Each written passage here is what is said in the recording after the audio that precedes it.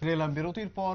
বন্যা পরবর্তী পরিস্থিতিতে সাধারণ মানুষের উপর থেকে দুর্গাপুজোর চাঁদার চাপ কমানোর জন্য কিন্তু প্রথম থেকেই সেই বার্তা দিয়ে রেখেছিলেন এরাজ্যের মুখ্যমন্ত্রী মানিক সাহা। তারপরেও আমরা দেখছি এই দুর্গাপুজোর চাঁদা নিয়ে বেশ কিছু ক্লাব কিন্তু জুলুমবাজি করছে, চাঁদার জন্য জোর জবরদস্তি করছে। সেরকমই একটা ছবি আমরা দেখেছিলাম উদীচী ক্লাবের পক্ষ থেকে দুর্গাপুজোর এই চাঁদা আদায়ের জন্য এক ডাক্তারের বাড়িতে গিয়ে চাঁদা সংগ্রহ করতে গিয়ে সেখানে একটি আক্রমণ হয় ডাক্তারের বিরুদ্ধে।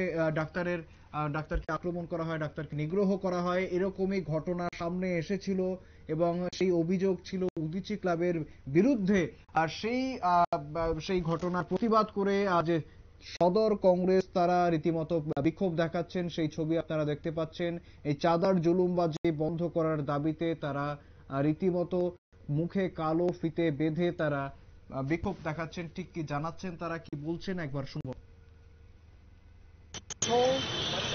অরাজকতা বাড়ছে, একটা ভয়ঙ্কর অবস্থা বিরাজ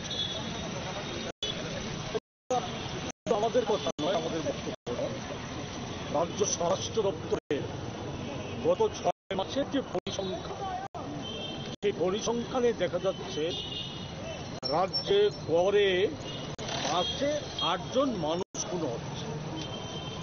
অসংখ্য নারী নির্যাতনের ঘটনা, শিশুকন্যা থেকে শুরু করে বয়স্ক মহিলারা তারাও নারী নির্যাতনকারীদের হাত থেকে রেহাই পাচ্ছে। নারী ধর্ষণ, অপহরণ, খুন, আচ্ছার ঘটছে, এই সমস্ত ঘটনাগুলি ঘটছে। চুরি, ডাকাতি, রাহাজানি, ছিনতাই, এই সমস্ত কিছু ঘটছে। এখানে আমরা দেখছি যে এখানে সুশাসনের কথা বলে গোটা রাজ্যটাকে সুশাসনের কথা বলে শাসক দলের মুখ্যমন্ত্রী থেকে শুরু করে নেতা মন্ত্রীরা বলে বেড়াচ্ছে সুশাসন। ফ্লেক্সে, বিজ্ঞাপনে এই সমস্ত কথা কিছু প্রচারিত হচ্ছে। সম্প্রতি ভয়াবহ বন্যায় আমরা দেখেছি যে এই রাজ্যে প্রায় অর্ধেক মানুষ বন্যায় ক্ষতিগ্রস্ত হয়েছে, ক্ষতির শিকার হয়েছে।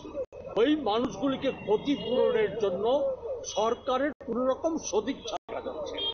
ডাবল ইঞ্জিনের ক্ষেত্রে না রাজ্য সরকার না কেন্দ্রীয় সরকার কোনো ভূমিকা ক্ষতিপূরণের জন্য কোনো ভূমিকা প্রতিফলন করছে। এমনতর অবস্থায় যখন একেবারে শুনছেন ঠিক কিভাবে সরকারকে, রাজ্য সরকারের পাশাপাশি কেন্দ্র সরকারকে তারা আক্রমণে বিঁধছেন।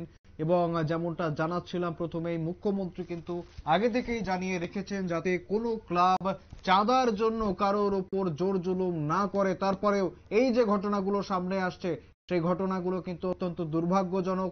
একেবারে সেই ডাক্তারের বাড়িতে গিয়ে জোর জুলুম করা হয়েছিল এবং অভিযোগ গিয়েছিল উদীচী ক্লাবের বিরুদ্ধে। আজ তারই প্রতিবাদে কংগ্রেসের এই বিক্ষোভ। ফিরে আসছে একটা ছোট্ট বিরতির পর, সঙ্গে থাকুন।